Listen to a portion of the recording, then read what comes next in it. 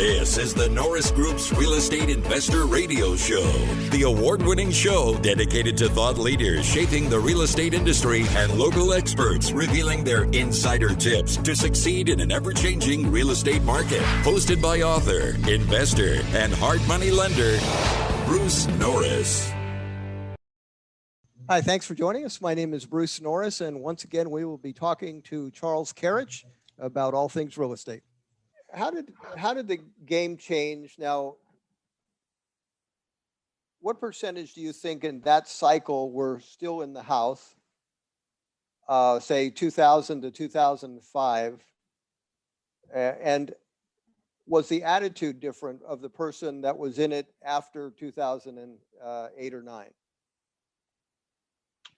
So I think the first cycle really was more of a hardship one, where people with true hardships, loss of job, really hardships, illnesses, and then sadly lots of dysfunction always is embedded in our markets, right? Alcohol, drugs, and this function of just brokenness creates the foreclosures.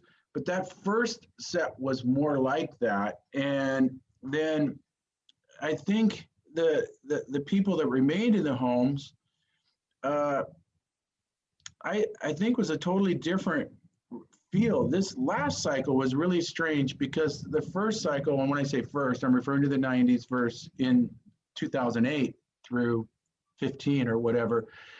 That cycle felt totally different than the 90s. The 90s felt true hardships, not all of them, but most of them.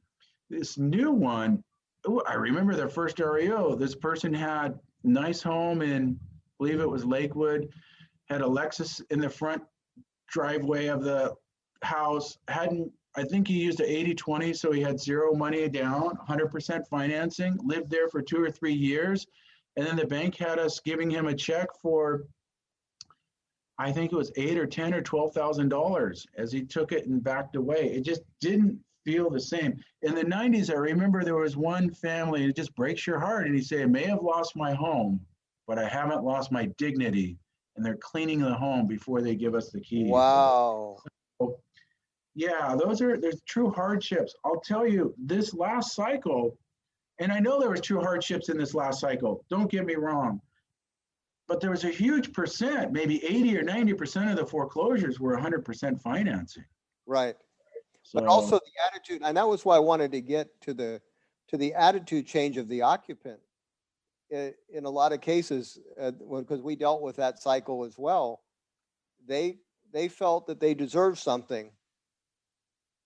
And that yeah, was, it definitely, I think, was broadcast out. In the olden days, we would, and I'm trying to remember, I think we give 500 or 1,000 for relocation assistance. We used to call it cash for keys.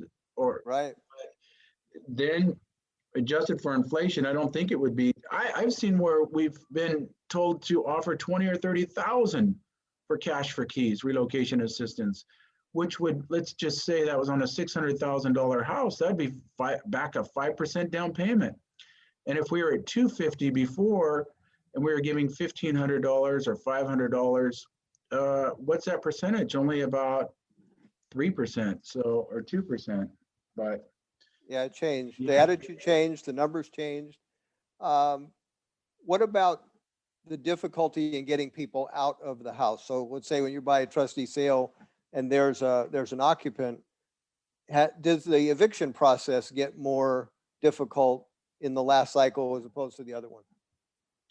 Yeah, this current cycle is so hard. The first cycle, it felt like we had more laws to protect the banks, the owners, the property rights were with the property owners. This one is completely pendulum swung to the other, where it seems like the people that don't own the property have all the rights, and the people that own the property don't have the rights.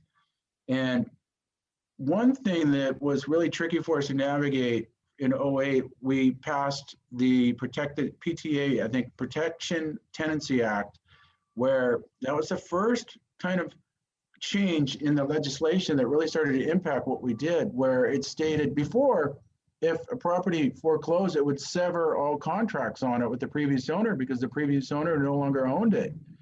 But with the Protect the Tenancy Act, during Obama's administration, it created a situation where even after the foreclosure, if the tenant could show a bona fide lease at fair market value, then the new purchaser would have to honor that.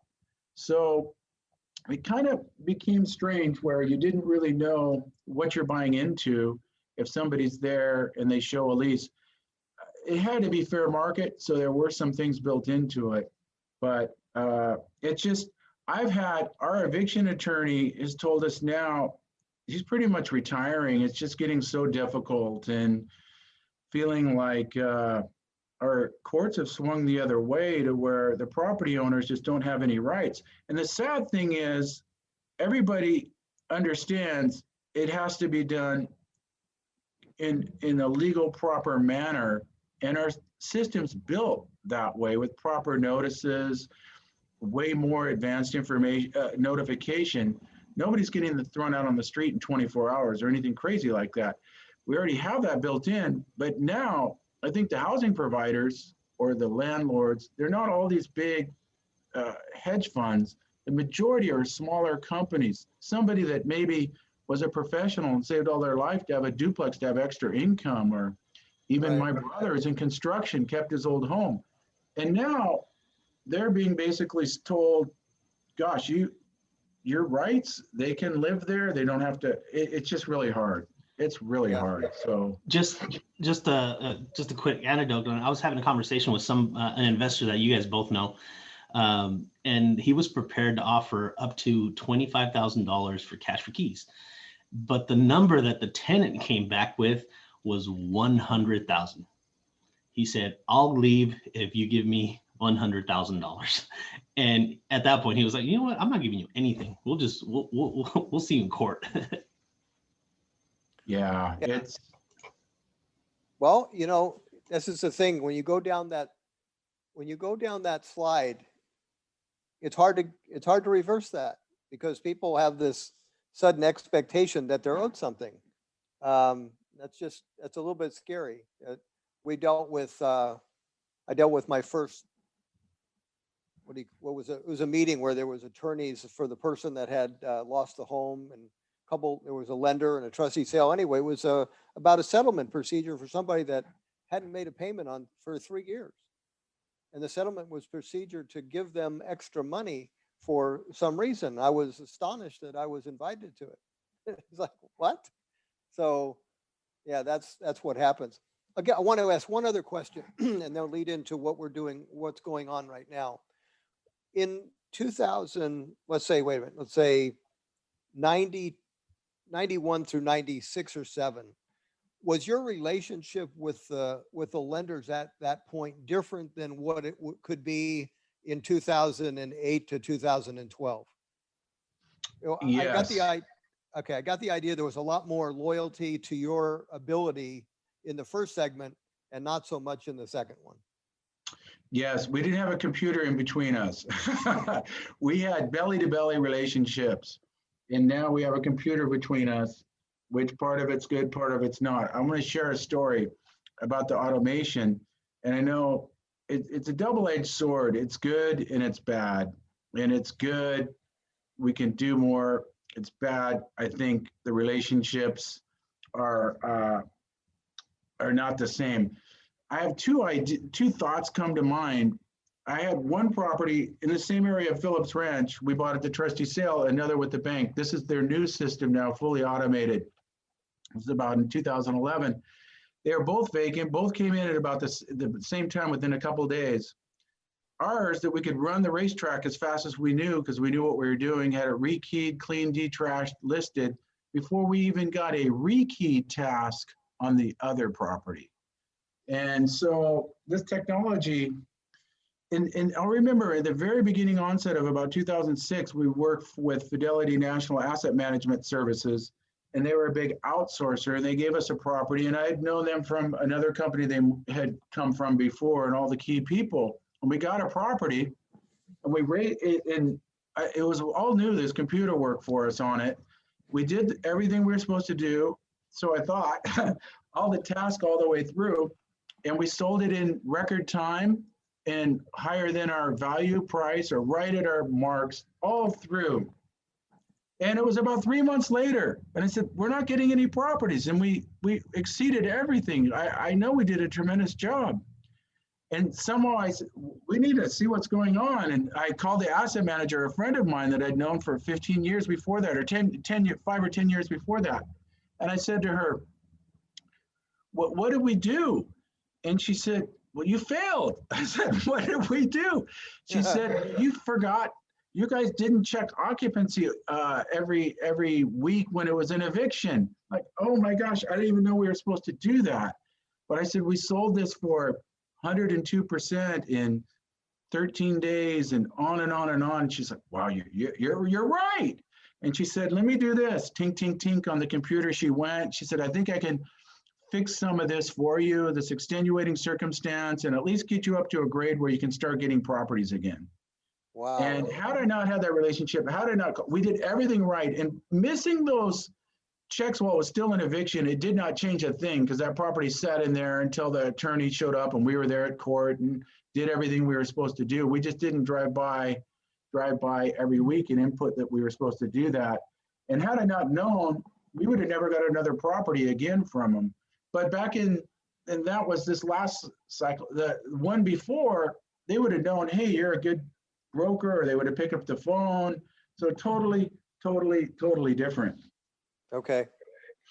All right, let's talk about this market. Now, basically, how's most of your time spent? I know you have a rental portfolio. Are you still a broker for clients and selling homes? That's part of what you do still? Yeah, I still do. I'm kind of a little battle weary, Bruce, after 33 years. I have been doing some different ministry work, which is really my heart. And I've downsized the real estate business. We're not working for the banks. I don't see that coming back. I'm not sure if I want to do that again. Maybe, maybe not. The hard thing is we still have tremendous relationships with companies that go back from their company before their new company or their old company that's no longer. So we have 25-year relations almost with some of these companies. So I still even wonder with all of that, what we're going to do with that. But we do still do a little bit of real estate, not a lot. I just listed a friend's home, this is key good timing because I listed it on Friday, this last Friday, and I can kind of tell you what's happened. Just unbelievable. We listed it, which I thought was overpriced to begin with. It should have, I think, been about $750. We listed it at $779. That was Friday, only 4 days ago or so, 5 days ago, and we already have 5 offers on it. One in this house, it's a 1950s home, and my friend's parents' home that no longer that passed away. It was a rental for a while, and they decided to sell it. It's a dated time capsule. They haven't done anything to it. It still has the blue tile in the bathtub. It has the pink tile in the bathroom. Their original intercom in the kitchen. I tried to get the radio to work, but I don't know if that worked, but it did turn on. And no air conditioning, the old stove that's still in place. They did replace the roof. They put a concrete tile roof, but no AC, no nothing. And it's already blown up to where we have an 810 offer on it. We're going to give it, I believe, have you ever watched The Most Deadliest Catch, Bruce? Yeah. You know how they soak the pots? A proper soak time. Well, same with the real estate. Okay, got to keep a certain amount of time on the market. It's I tell my sellers as well as the buyers, it's not a race for the first one. We're going to give it at least a week soak time, market time, and get the offers. And then once we get the offers, then we'll collectively review them and go back. But right now, Wednesday, so really it's only been on the market since 4 or 5 days now. Friday, we're going to make the determination what to do, but we already have 5 offers on it. and one at 810. So I'm seeing a variance. One is 10%, another is another is 50% down, another is cash. So we have a whole gamut of different offers. So my friend I was talking to, you may know Larry Harmon. Yeah, You know, sure. he's kind of the king of Bellflower, a good friend of mine. We go hunting together. And I was asking him, I wanted to see, because he's got lines in the water too, how it's going in response to this talk with you. And he was telling me about a property that he listed in Irvine. And I just could not believe what he was telling me. He said the same thing, that he listed it and he felt like he listed it overpriced. And he said every 15 minutes they had people lined up. And over the weekend, he said they had 75 to 80 people waiting in line to go see it. And he told me right now in Irvine, if you're not asking over about 150,000 over list price, you're not going to get the property. And another thing that I asked him about inventory levels, because he's really keen on keeping good track of inventory levels. And what he told me about the inventory levels in Bellflower, that's where he's at, and also in Lakewood. Here's some inventory numbers. He told me he could remember, and he's been in real estate about 20 years, but he's one of the one Remax guys. He's really, really a good guy, great broker. And I think I can remember higher inventory levels than this, but this is what he told me specifically in these two cities, that he could remember that there used to be about 190 homes for sale in Bellflower. You know how many are there listed now in the entire city right now in Bellflower? 15? 8. Eight. And then in Lakewood, he told me he could remember inventory levels about as high as 250 homes. Guess how many listed now? 22. In the entire Down 90%. Yeah. Down 90%. So, wow. Well, let me ask that. The reason I asked that is to ask this: what would have happened to the same listing 1 year ago?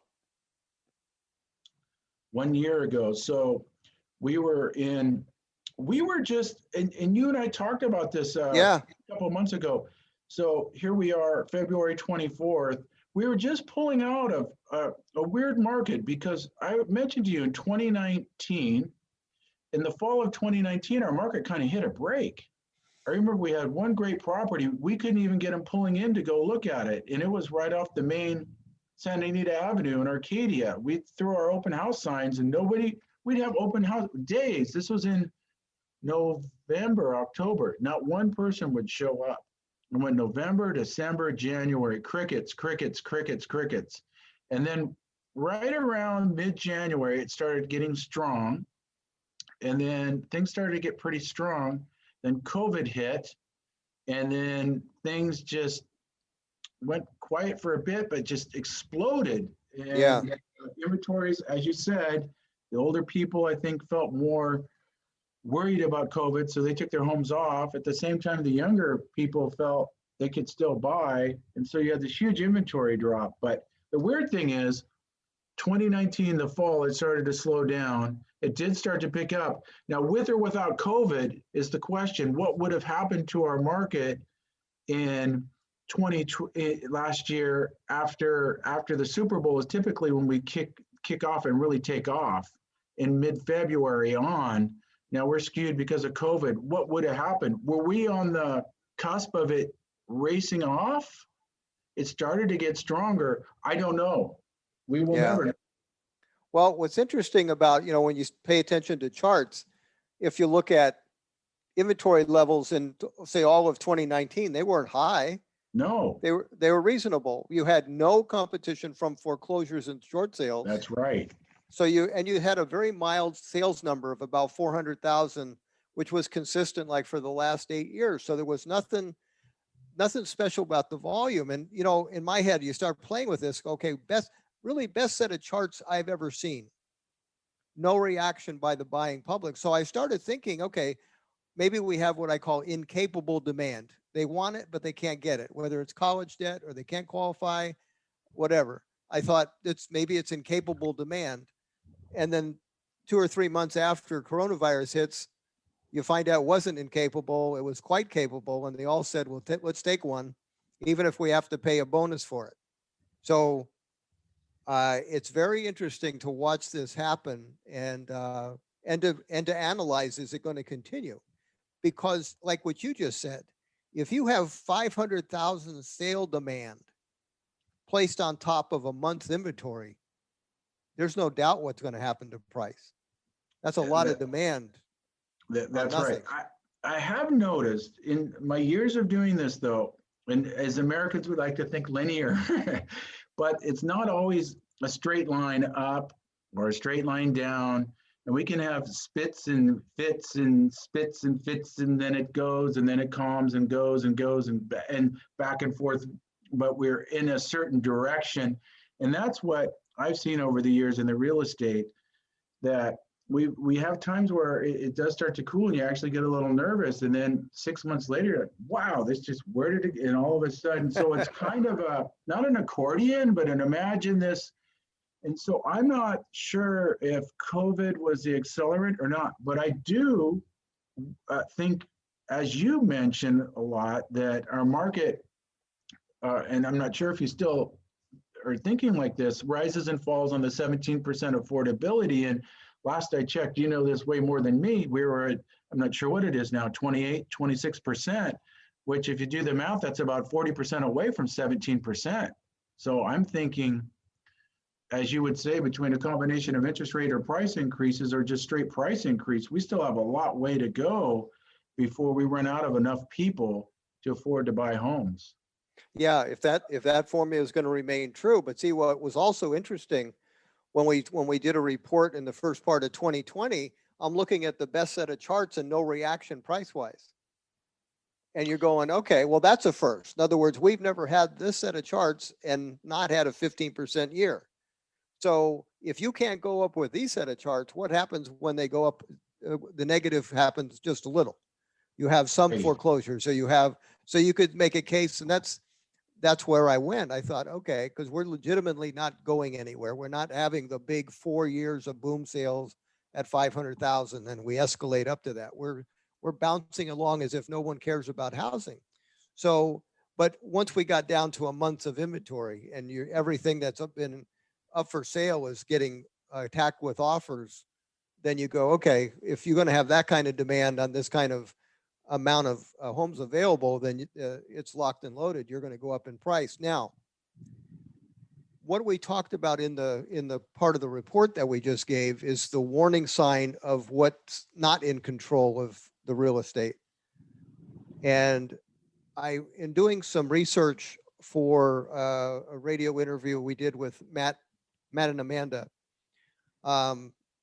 they're accountants, and I did some research and found out that 40% of the tax tab, the income tax tab, is paid by 0.5% of the households. Wow. I mean, the way I thought about that is have a room full of 200 people, and one of them gets up and uses a restroom. Wow. That's 40% of the tab is that household. Okay. So if you're going to raise taxes, you have to go after that group. It has the biggest impact. However, they also have a lot of flexibility. So if you start thinking about what's likely, I think you probably have a federal tax increase. You probably could have a state tax increase. They're talking about doing that for that group, the group that makes over $5 million. And you start talking about other things like a wealth tax or bringing back the Social Security tax over 100 or 400 grand of income. You start doing the math of that and you think, okay, you start taxing these people at 60% or more of their income, they may find a reason not to be here. So California, I think, has got to be really careful about how they raise taxes on that group that could most hurt them if they left. I totally agree. And this, I was talking to Larry about, as they raise federal tax, it kind of has a double multiplier on the state tax, because Absolutely. what you're left with is only half.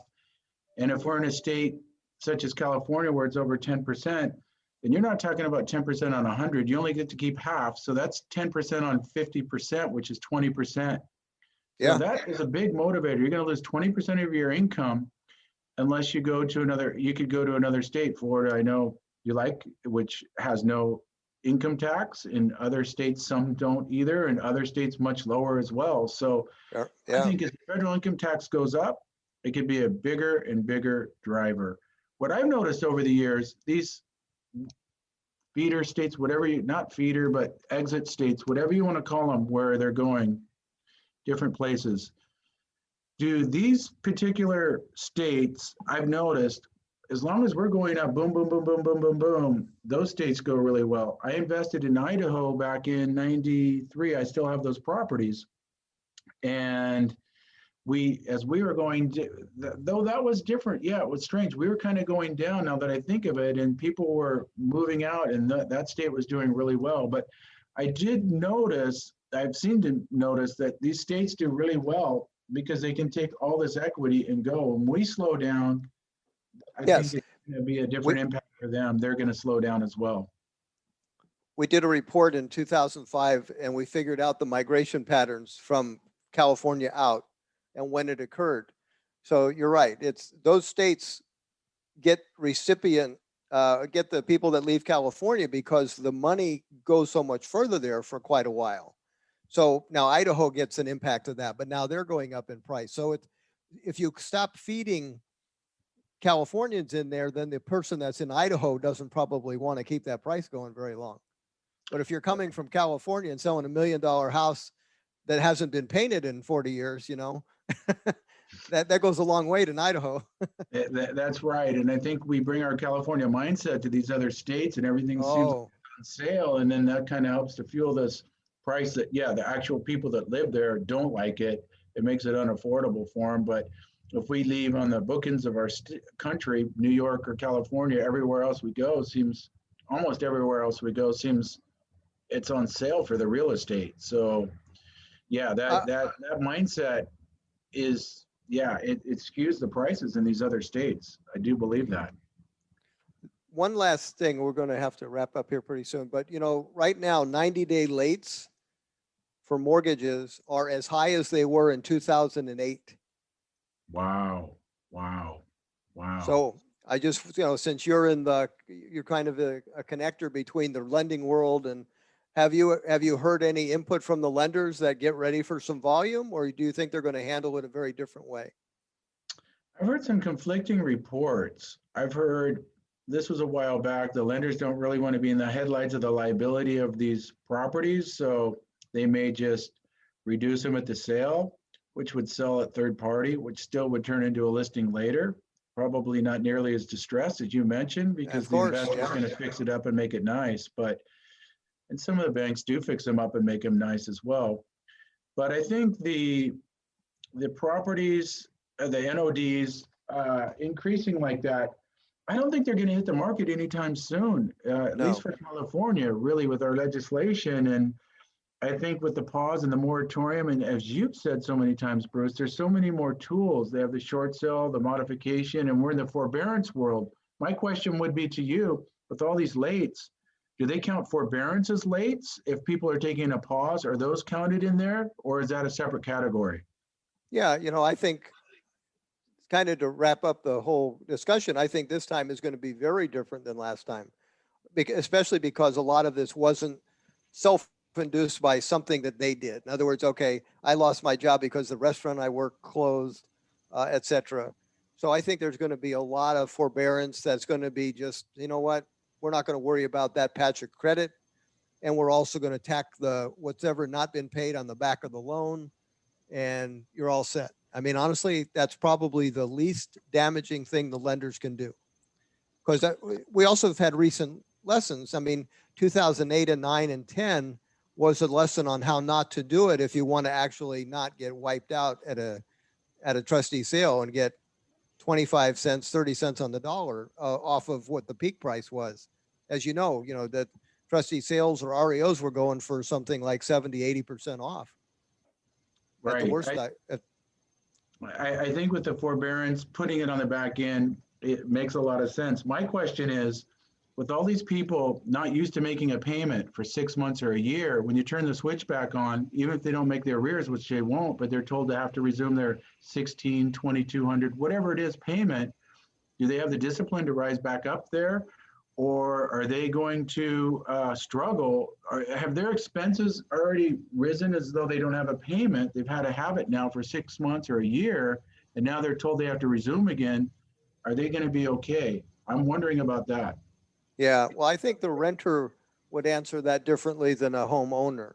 I think a homeowner is going to say, it's back on, I got to pay.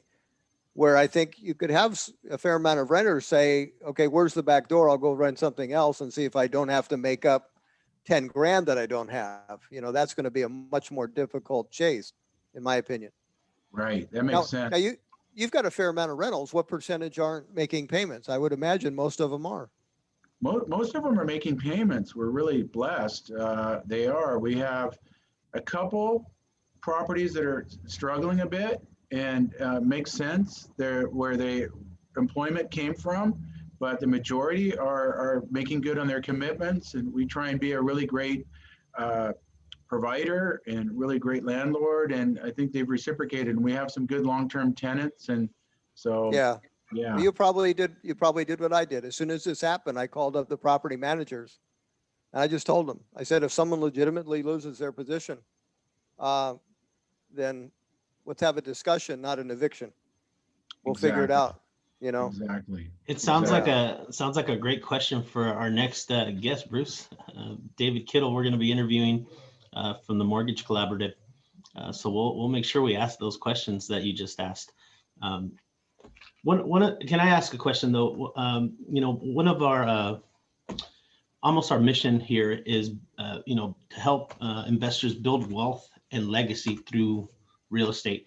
So I imagine being in the game this long, you've got some substantial some means. So what is the legacy piece for you? Like what are you going to leave behind? What's important to you right now? Oh, I love that, Joey. I really do. I really do. I believe for us, a good year isn't how much we make.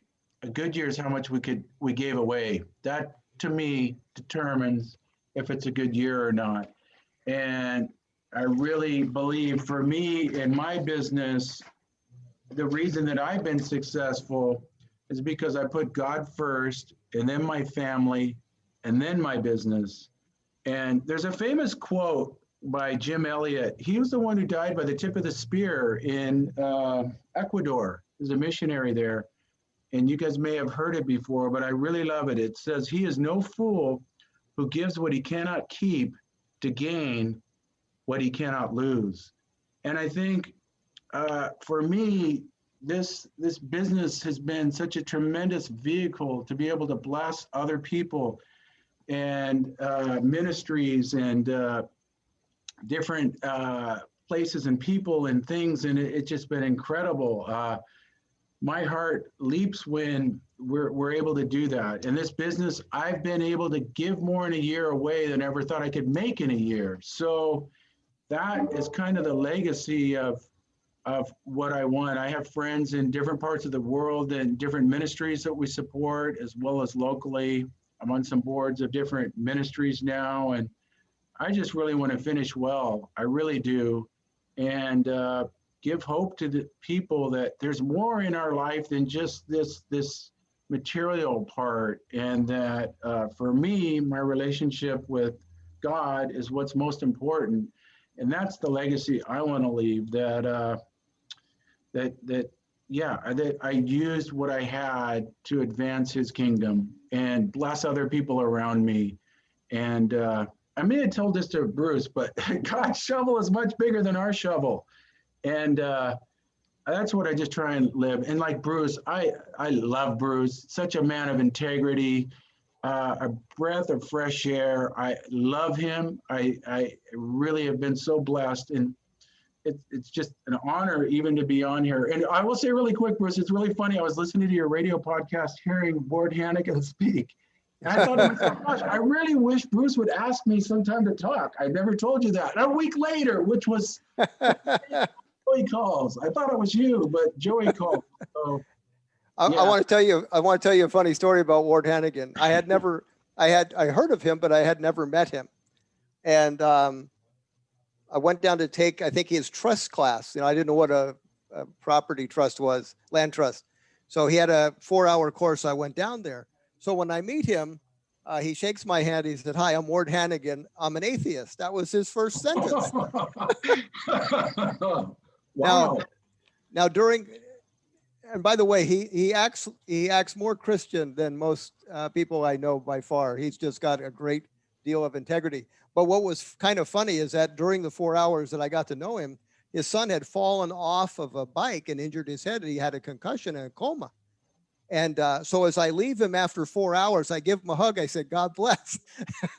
And then when I went to the car, I was thinking that may be the only time in my life that'll be inappropriate. Oh, Bruce, I don't think it's ever inappropriate. I don't. But anyways, I don't know if I answered your question, Joey, but. No, absolutely. Yeah, Thank you. I think so. All right, Charles. Great to see you again. We'll have to get together next time I come to California. I'll make sure we get together, okay? Oh, thank you guys. God bless you guys. Thank you so much. For more information on hard money loans and upcoming events with the Norris Group, check out thenorrisgroup.com. For information on passive investing with trust deeds, visit tngtrustdeeds.com. The Norris Group originates and services loans in California and Florida under California DRE License 012-19911, Florida Mortgage Lender License 1577, and NMLS License 1623669. For more information on hard money lending, go to thenorrisgroup.com and click the Hard Money tab.